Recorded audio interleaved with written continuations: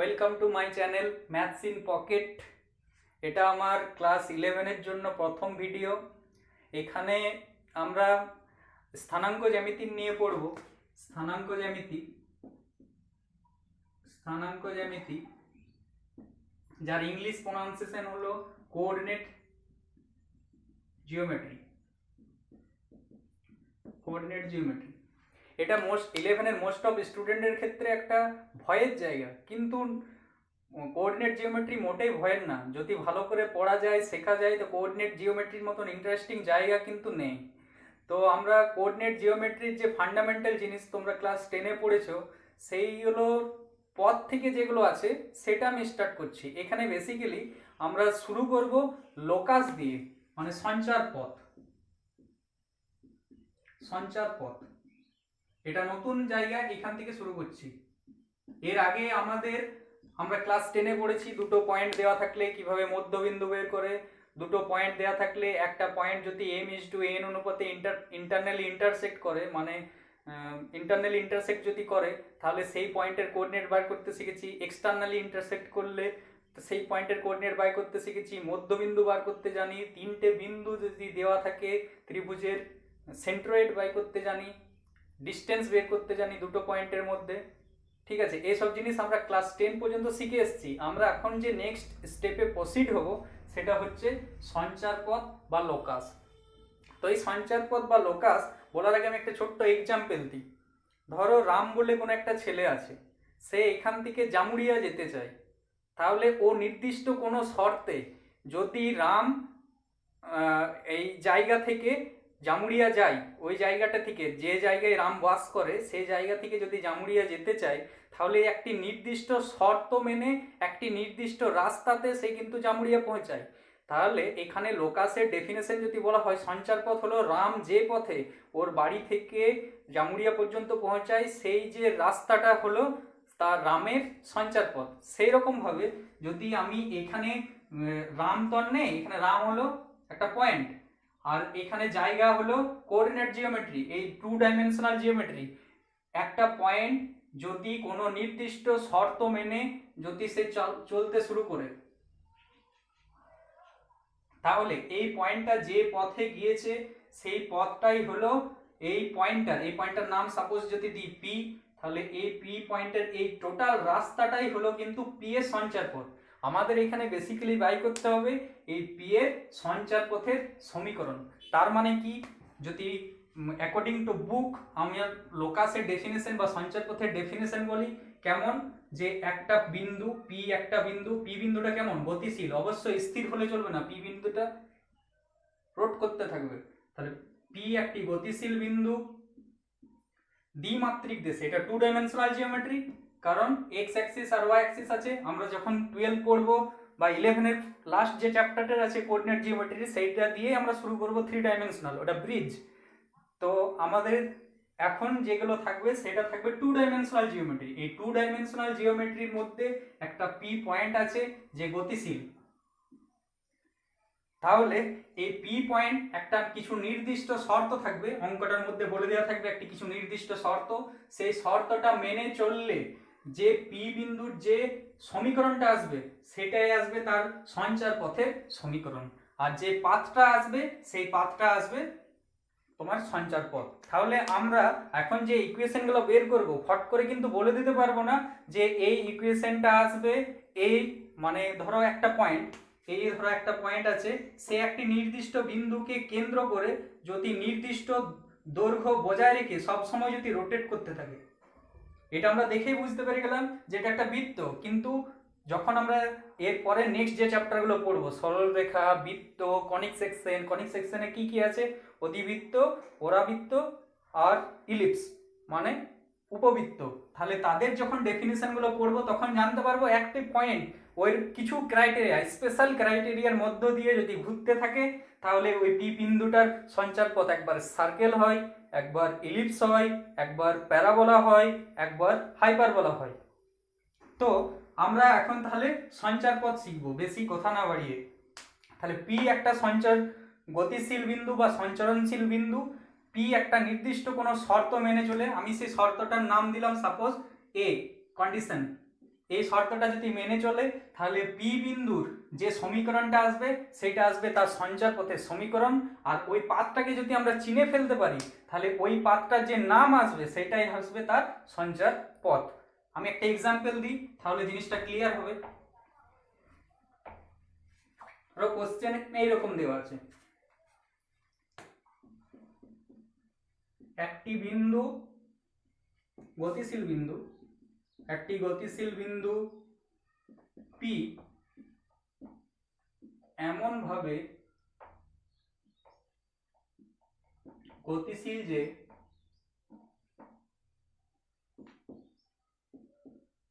P A is equal to P B, যেখানে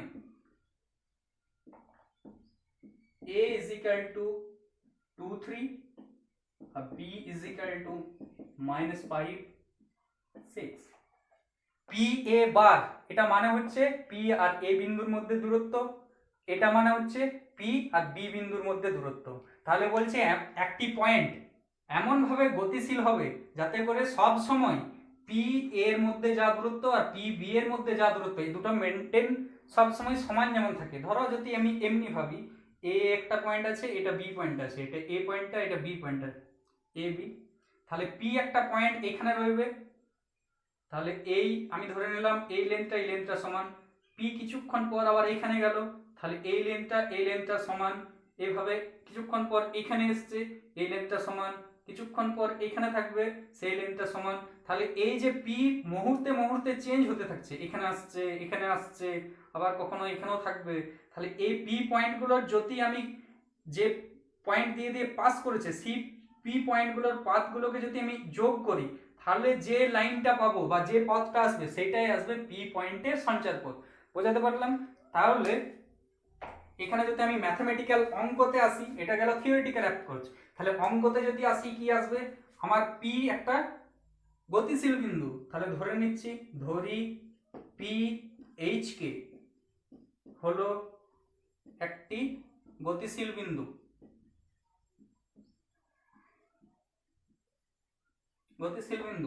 যা এই শর্তটাকে মেনটেন করে, P A bar is equal to P B বার।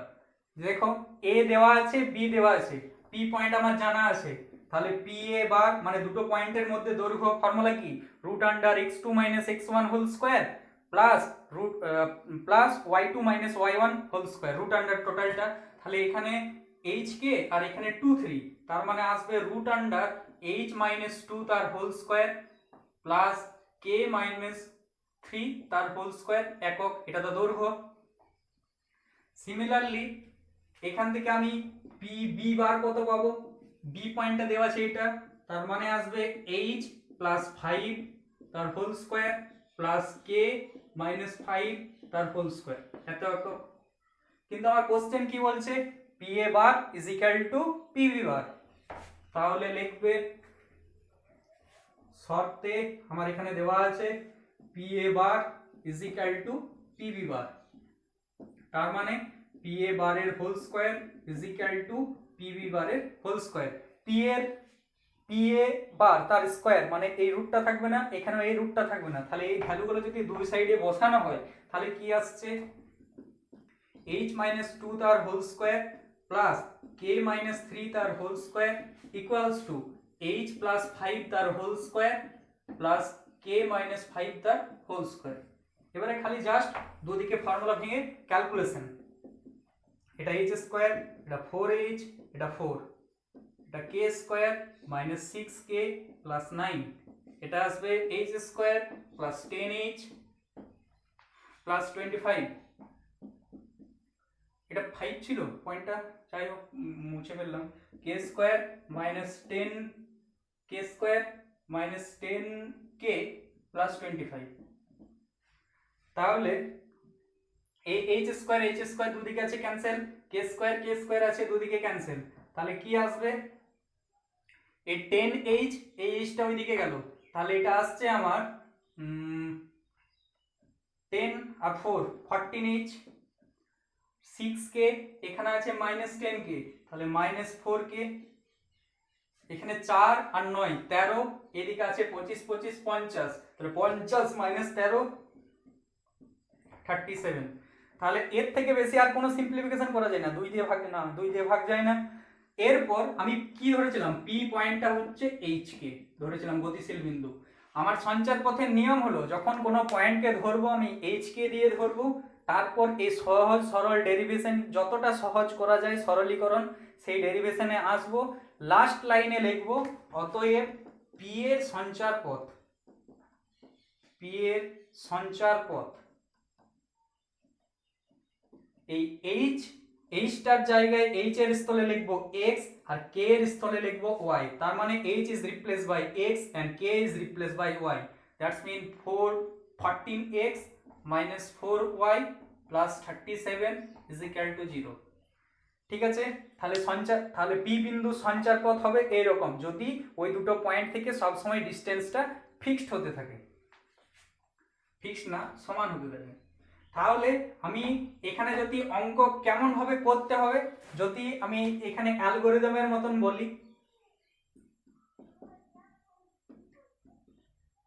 কি যে কোনো প্রথমে এক নাম্বার স্টেপ কি করতে হবে, স্টেপ 1 যে ধরে নিতে হবে, এই স্টেটমেন্টটা প্রত্যেকটা অঙ্কতে লিখতে হবে। ধরি গতিশীল বিন্দুটি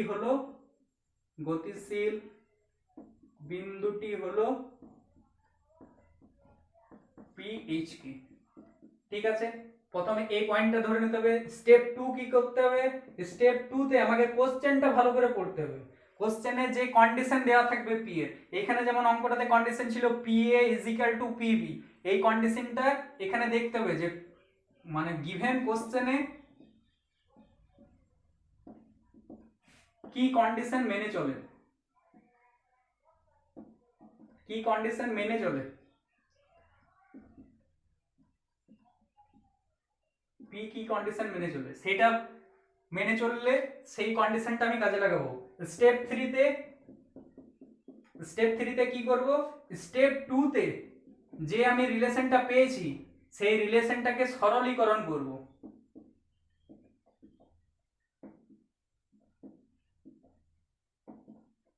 ঠিক আছে, আর step 4, this is last step, এখানে কি যে সরলীকরণ যে এইরকম এসেছিল, সরলীকরণ করার পর তাহলে সেই স্টেপে আমি কি করব, এইচ কে রিপ্লেস করব এক্স দিয়ে, কে কে রিপ্লেস করব ওয়াই দিয়ে। মানে স্টেপ 4 হলো এইচ এর স্থলে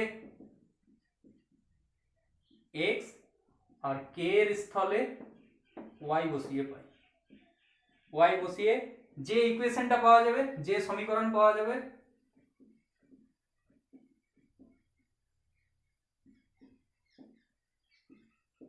তা পি এর সঞ্চার পথের সমীকরণ,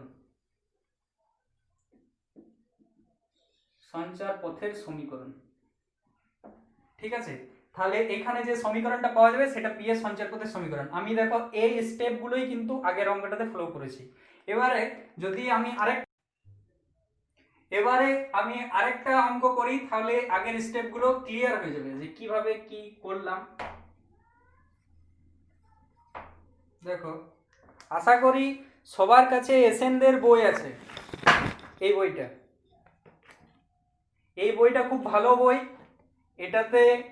এই বইটা প্র্যাকটিসের জন্য খুব ভালো বই। তাছাড়া তোমরা সেন চট্টোপাধ্যায়ের বই পড়তে পারো, সাঁতরার বই পড়তে পারো।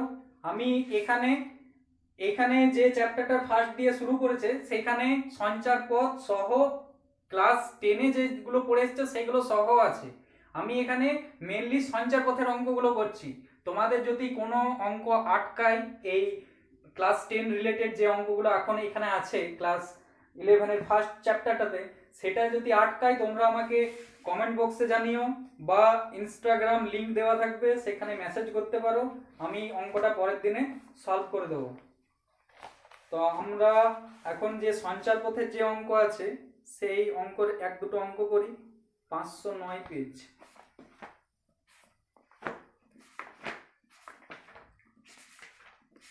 এটা খুব ভালো বই, এই বইটা করো, এই বইটা খুব ভালো বই।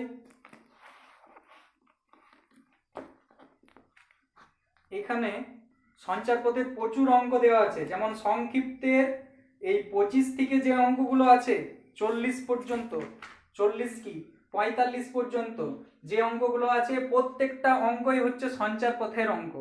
সেই এই হিসাবে আমি যদি এখানে এই অঙ্কটা করি, এই 36-এর অঙ্ক, 36-এর অঙ্কতে কি বলেছে,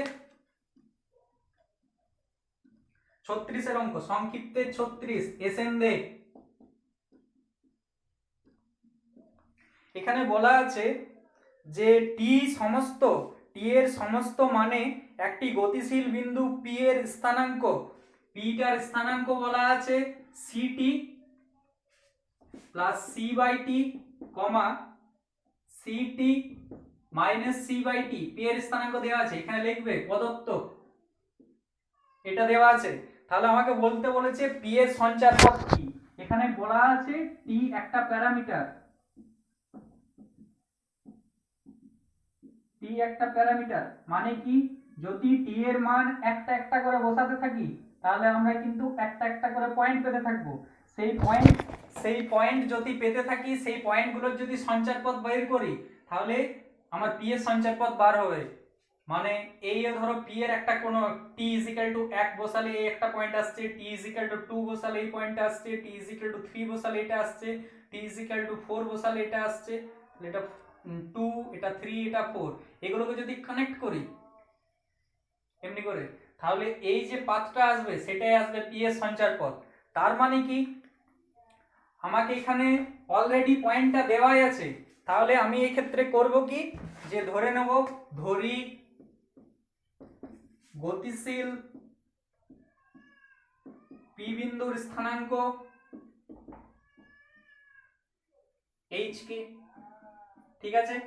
কারণ কি স্টেপ 1 এ আমি বলেছিলাম যা দেওয়া থাকবে পয়েন্টটাকে আমি ধরবো এইচ কে, তাহলে পি পয়েন্টের স্থানাঙ্ক আমি ধরলাম এইচ কে, কিন্তু কোশ্চেন বলছে পি বিন্দুর স্থানাঙ্ক এইটা, তাহলে এখান থেকে আমি কম্পেয়ার করলে কি পাবো, H is equal to this, therefore H is equal to CT plus C by T.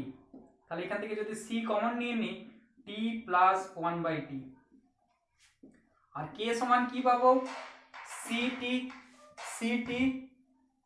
Minus C by T. তাহলে এখান থেকে যদি সি কমন নিই, টি মাইনাস 1/t, এটাকে 1 নাম্বার, এটাকে 2 নাম্বার।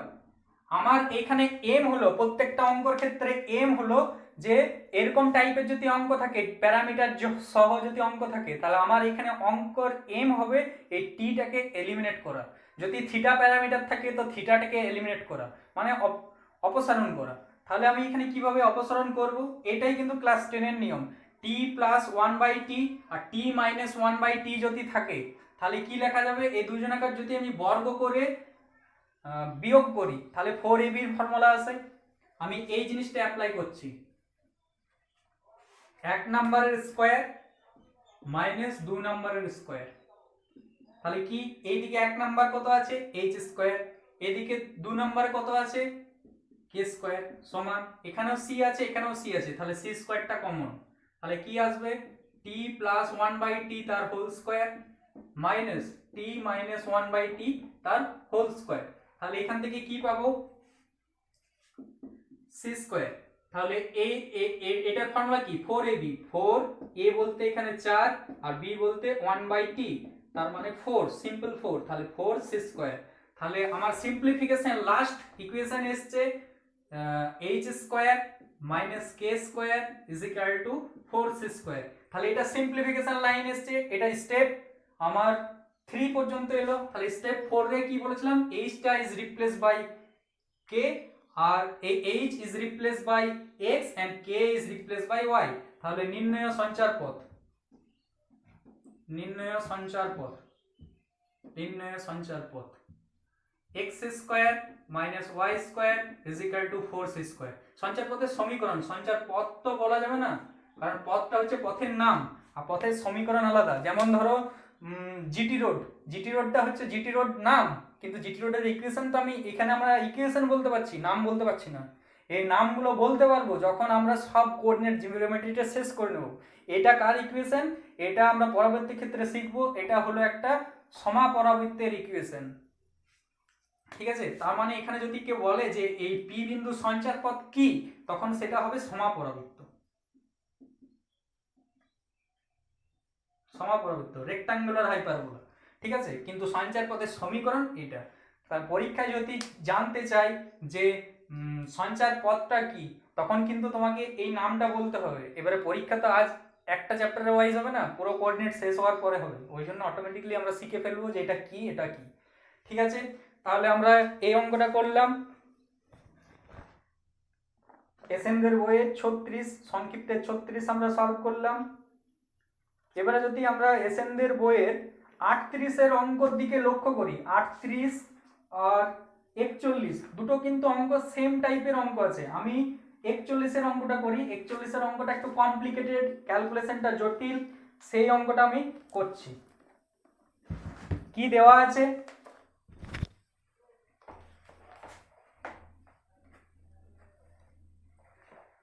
সংক্ষিপ্তের এসএনদের 41 কি দেওয়া আছে? হ্যাঁ, দেওয়া আছে কোশ্চেনটাতে এরকম, এস একটা পয়েন্ট বলে দেওয়া আছে, এস পয়েন্ট বলে দেওয়া আছে। এস পয়েন্টটা কেমন? Root under A square minus B square comma 0, আর এস ড্যাশ পয়েন্টটা দেওয়া আছে minus root under A square minus B square comma 0। ঠিক, আর কি রিলেস, আর কি বলা আছে? বলা আছে এস আর এস ড্যাশ দুটো বিন্দু স্থির বিন্দু, এরা ফিক্সড, পি একটি গতিশীল বিন্দু, তাহলে পি মুভিং পয়েন্ট।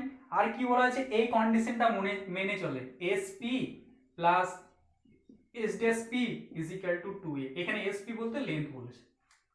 ঠিক আছে, এটা মেনে চলে। তাহলে বলেছে পি বিন্দু সঞ্চার পথ কি হবে? তাহলে আমি প্রথমে অঙ্ক করার স্টেপ কি, স্টেপ 1 কি বলেছিল? ধরতে হবে পয়েন্টটা। তাহলে ধরি গতিশীল বিন্দু পি এইচ কে। ঠিক আছে, তাহলে নেক্সট আমাকে বার করতে হবে এসপি। তাহলে এসপির ভ্যালু, এসপি বলতে রুট আন্ডার এইচ আর এটা, তাহলে H minus root under A square minus B স্কোয়ারের হোল স্কোয়ার প্লাস কে স্কোয়ার।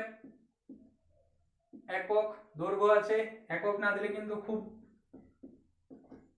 মিনিংহীন দাঁড়ায়। এটাতে যদি বাই করি H plus root under A square minus B square তার হোল স্কোয়ার প্লাস কে square একক। তাহলে এই ডাটাগুলো আমি এখন পেয়ে গেলাম। নেক্সট এগুলো, এইটা ছিল স্টেপ 1। স্টেপ 2 তে কি ছিল? জাস্ট ইকুয়েশনটা। স্টেপ 2 এর ছিল জাস্ট ইকুয়েশনটা, তার মানে আমার এখানে দেওয়া আছে SP plus S dash P, this is 2a। ঠিক আছে, এবারে আমাকে এই জায়গাটা থেকে সিম্পলিফিকেশন করে এইচ কে একটা সিম্পল ইকুয়েশন নিয়ে আসতে হবে। তাহলে আমি এখান থেকে এই জিনিসটা লিখতে পারি, দেখো তো, SP bar is equal two 2a minus S dash P বার। যদি দুদিকে তারপর বর্গ করি তাহলে এই জিনিসটা আসবে। নো প্রবলেম, প্রবলেম থাকা কোনো দরকার উচিত তো না। তাহলে নেক্সট লাইনটা কি হবে? আমি এই ভ্যালুগুলো বসাচ্ছি। ভ্যালুগুলো বসানোর আগে এটা ফর্মুলা ফেলছি, এদিকটা ফর্মুলা পড়বে। এটা কত? এস পি বার এর স্কোয়ার যেমন আছে থাকলো, এটার ফর্মুলা 4 স্কোয়ার মাইনাস 4 আসবে কারণ 2a আছে, 4a S dash P plus S dash P এর স্কোয়ার। এই টার্মটাকে এদিকে নিয়ে আসছে, এস পি স্কোয়ার বা এবারে ভ্যালু বসায় এস পি স্কোয়ার, তাহলে এটার হোল স্কোয়ার আসছে, তার মানে H minus root under A square minus B square এর হোল স্কোয়ার প্লাস কে স্কোয়ার। 4a স্কোয়ার, এটা যেমন আছে থাক, এখানে ভ্যালু বসাবো না। 4a S dash P plus S dash P এর স্কোয়ার, এটা আসবে মানে H plus root under A square minus B square এর হোল স্কোয়ার প্লাস কে স্কোয়ার। তাহলে নিচের লাইনগুলো আর দরকার নেই, রিমুভ করি। হ্যাঁ, ক্যালকুলেশন কে স্কোয়ার ভ্যানিশ, বোথ সাইড কে স্কোয়ার কাটবে। এই টার্মটাকে এদিকে নিয়ে চলে আসছি, এদিকে এলে নেগেটিভ আসবে, আমি নেগেটিভটা কমন নিয়ে নিচ্ছি। H plus root under A square minus B square এর হোল স্কোয়ার, মাইনাস কমন নিয়েছি, এদিকে প্লাস ছিল তাহলে এটা মাইনাস আসবে। H minus A square minus B square তার whole square is equal to 4a square যেমন আছে রইল, আর এখানে আছে minus 4a S dash P. হ্যাঁ, এটার এবারে কি ফর্মুলা? a প্লাস বি তার whole square minus a minus B তার হোল স্কোয়ার, তার মানে এখান থেকে আসবে মাইনাস বাইরে আছে, তাহলে 4h আর 4h এই জায়গায় আসবে 4ab ফর্মুলা, তো 4ab root under a square minus b square is equal to 4a square minus 4a s dash p।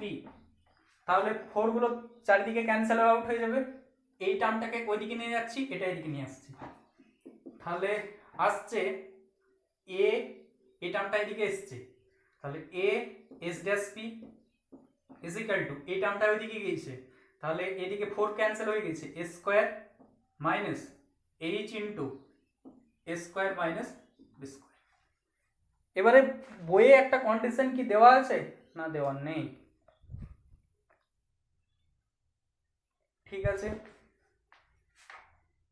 এবার আমি আবার দুদিকে বর্গ করছি, বর্গ করে তাহলে বর্গ করি, কি পাই?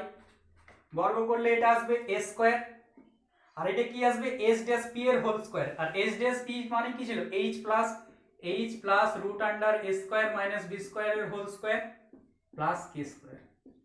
তাহলে এটা আমরা বাইরে a স্কয়ার আছে, আর এটা a মাইনাস b তার হোল স্কয়ারের ফর্মুলা আসবে, তার মানে এটা আসবে a টু দি পাওয়ার 4 এর হোল স্কয়ার প্লাস এটার square h square a square minus b square minus 2ab a square h root under a square minus b square. Just simplification. এখানে a স্কয়ারটা যেমন আছে রইলো, এই ফর্মুলাটা ব্রেক করি, কত আসবে h square 2h root under a square minus b square, আর এটা আসবে a square minus b square, a plus b তার হোল স্কয়ারের ফর্মুলা দিলাম প্লাস k স্কয়ার। এখানে a টু দি পাওয়ার 4, এই h টা ভিতরে গুণ করছি, a স্কয়ার h স্কয়ার আর b স্কয়ার h স্কয়ার, আর এটা যে টার্মটা যেমন আছে 2a square h root under a square minus b square. এবারে কি a স্কয়ারটা ভিতরে গুণ করলে দেখো কি কি কাটছে, এটা যদি ভিতরে গুণ করি a square h square cancel, a square 2ah root under a square b square, এই ক্যান্সেল, এই টার্মটা ক্যান্সেল না হচ্ছে না, এটা প্লাস আছে ওটা মাইনাস আছে, তাহলে এই টার্মটা থাকছে, তার মানে 2a square h root under a square minus b square plus a square আর a স্কয়ার গুণ করলে a to the power 4 cancel out, a square minus b square, এই টার্মটা পড়ে রইবে, a স্কয়ার k স্কয়ার, এই টার্ম কি আছে? না, নেই, তাহলে a square k square is equal to, তাহলে কি কি পড়ে আছে, এই টার্মটা out, a square h square out, এই টার্মটা আছে minus b square h square, এই টার্মটা আছে minus 2a square h root under a square minus b square. তাহলে এই টার্মটাকে এইদিকে নিয়ে আসছি, না a স্কয়ার কমন যাচ্ছে চারিদিকে,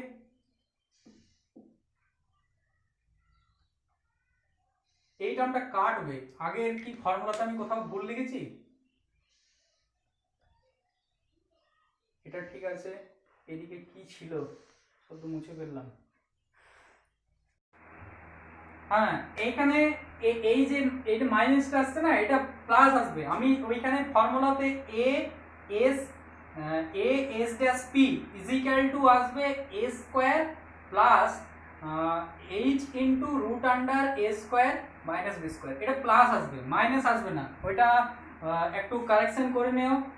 আমার যেহেতু বোর্ডটা ছোট, আমি ক্যালকুলেশনগুলো দেখতে পাচ্ছিলাম না আগে, তাই ভুলটা খুঁজতে একটু দেরি হলো, তাহলে এটা প্লাস আসবে, এটা যদি প্লাস আসে তাহলে বোথ সাইড এই টার্মগুলো কেটে যাচ্ছে, তার মানে এই টার্মটা থাকছে না, এই টার্মটা যদি না থাকে তাহলে আমার কি আসছে, এই টার্মটাকে এদিকে নিয়ে আসছে, তাহলে a square k square plus b square h square is equal two a square b square. তাহলে এটা যদি তাহলে সিম্পল ফর্ম এসছে, এর থেকে সিম্পল কিছু আসতে পারে না, অতএব p h k এর সঞ্চার পথ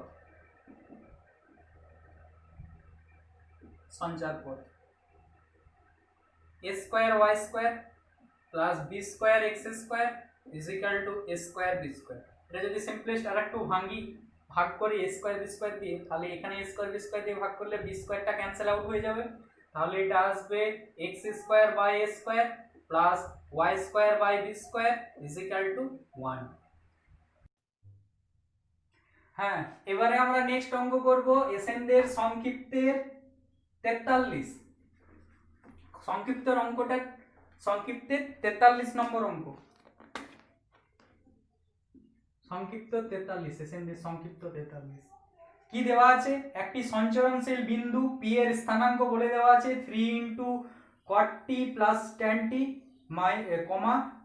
4 of cot t minus tan t, R theta parameter বলে দেওয়া আছে। তাহলে p এর সঞ্চারপথ বলেছে, সঞ্চারপথের সমীকরণ হবে এটা। ঠিক আছে, এখানে যে অঙ্কগুলো রয়েছে 43, 45, এই অঙ্কগুলো কিন্তু সরল রেখা পড়ার পরে করলে সুবিধা হবে। এগুলো ওই জন্য আমি এখানে করাচ্ছি না, সরলরেখা যখন পড়বো ওই অঙ্কগুলো আমরা কিন্তু পেয়ে যাব। তো আমি 43-এর অঙ্ক করে আজকে ক্লাস শেষ করব। তোমাদের যদি কোনো স্পেশাল রিকোয়েস্ট থাকে এই চ্যাপ্টার থেকে, চ্যাপ্টারটার নাম হলো দ্বিমাত্রিক স্থানাঙ্ক জ্যামিতির পূর্ব পাঠের পুনরালোচনা। এখান থেকে যে কোনো অঙ্ক তোমার যদি আটকে থাকে তুমি আমাকে কমেন্ট বক্সে জানাও, বা ইনস্টাগ্রামে মেসেজ করতে পারো, ফেসবুক লিঙ্কেও মেসেজ করতে পারো যে এই অঙ্কটা আমার দরকার, আমি পরের দিনে অবশ্যই সেই অঙ্কটা করে দেব। তো 43-এর অঙ্কটা করে আমরা শেষ করছি আজকের ক্লাস। 43-এর অঙ্কটা কি আছে? একটা সঞ্চরণশীল বিন্দু বলে দেওয়া আছে পি বিন্দু। সেই পি বিন্দুটার কোঅর্ডিনেট বলা আছে, আমার এখানে পি বিন্দুর কোঅর্ডিনেট বলে দেওয়া আছে 3 cot theta plus tan theta, 4 cot theta minus tan theta. ঠিক আছে, এখানে কি থিটা ইজ প্যারামিটার, থিটাটা প্যারামিটার বলে দেওয়া আছে। তাহলে বলেছে আমার এই পি বিন্দু সঞ্চারপথ কি। তাহলে আমি একই সিস্টেমেটিক ওয়েতে অঙ্ক করব কি, যে আমাকে ধরে নিতে হবে পি একটা সঞ্চরণশীল বিন্দু, তাহলে বিন্দুটার স্থানাঙ্ক কি ধরতে হবে h, k। তাহলে এক নাম ধরি পি h, k হলো গতিশীল বিন্দুটি।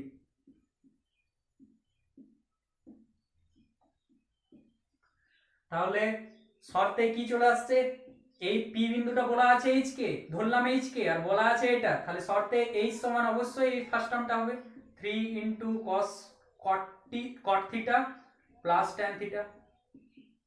তাহলে h/3 = cot theta plus tan theta. আর k সমান কি পাবো, 4 cot theta minus tan theta, k/4 cot theta minus tan theta. এবার আমি যখন ওই টি এর অঙ্কটা করেছিলাম ct plus c/t, ct minus c/t hk দিয়ে, ওখানে টিটা প্যারামিটার ছিল, এখানে কি থিটা প্যারামিটার। তাহলে আমাকে কি করতে হবে, থিটাটাকে এলিমিনেট করতে হবে। মানে থিটা আমাকে এমন ভাবে এই ইকুয়েশনগুলোকে যোগ স্কয়ার স্কয়ার করে বিয়োগ যোগ এমন ভাবে করতে হবে যাতে করে এখান থেকে থিটাটা এলিমিনেট হয়। আমি যদি এটাকে 1 নাম্বার দিই, এটাকে যদি 2 নাম্বার দিই, 1 স্কয়ার মাইনাস 2 স্কয়ার করি, তাহলে 4ab এর ফর্মুলাতে আসবে 4 cot theta into tan theta.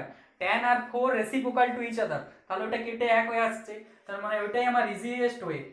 1 square minus 2 square যদি করি তাহলে কি আসবে, h/3 এর হোল স্কয়ার মাইনাস k/4 এর হোল স্কয়ার ইকুয়াল টু, এটা কি আসছে cot theta plus tan theta তার whole square plus negative minus cot theta minus tan theta তার whole square. This is nothing but 4ab, তার মানে 4 cot theta into tan theta, আর tan theta cot theta পরস্পরের reciprocal অনন্য, এটা মানে হয় 1/tan বা এটা মানে হয় 1/cot, তাহলে এটা কেটেই যাচ্ছে। দিস ইজ 4, তাহলে এই সাইডটা আমার কত এসেছে h²/9 আর k²/16, এই চারটা যদি এদিকে ভাগ করে দিই তাহলে কত আসবে, h²/36 plus minus k²/16 this is 64 is equal to 1। তাহলে এটাই সিম্পলেস্ট ইকুয়েশন। এবারে আমি কি বলেছিলাম, সিম্পলিফিকেশন হয়ে যাওয়ার পর h টার জায়গায় x লিখবো আর k এর জায়গায় y লিখবো, তাহলে আমি সঞ্চারপথের সমীকরণ পেয়ে যাব। অতএব p এর সঞ্চারপথের সমীকরণ